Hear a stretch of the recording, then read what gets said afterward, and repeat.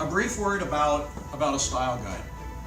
A style guide is essentially answers to questions that you have about how you write things. For example,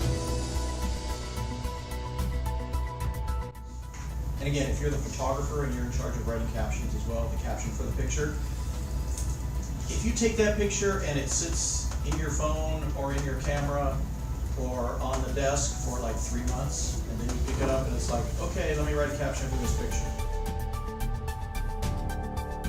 Time in 3 years that our school beat Polytech.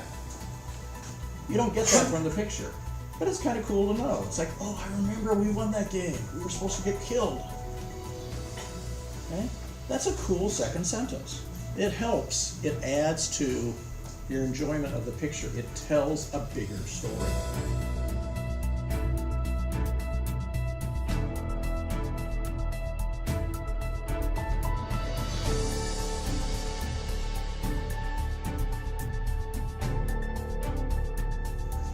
Who said this? Which one of these people? Maria. Okay. The idea of 4 years straight, I think, is fantastic because that adds more to our story and makes us look awesome.